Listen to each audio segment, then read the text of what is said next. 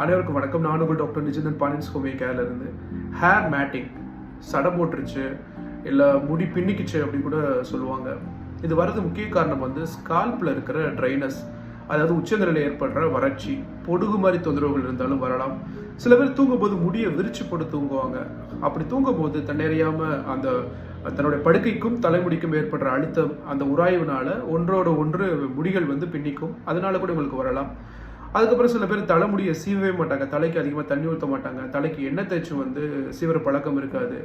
இதனால் வந்து இதோட காரணங்களாக பார்க்கலாம். ஹோமியோபதியில் இந்த மாதிரி தொந்தரவுகளை வந்து சரி பண்ண முடியும். இதற்கு ஒரு தற்காலிகமாக ஒரு மருந்து எடுத்துக்கலாம். அப்படின்னா வின்கா மைனர் 6, இது 3 வேளையும் 4 உடைகள் சாப்பிட்றதுக்கு முன்னாடி நீங்கள் தொடர்ந்து எடுத்துக்கிட்டே வாங்க.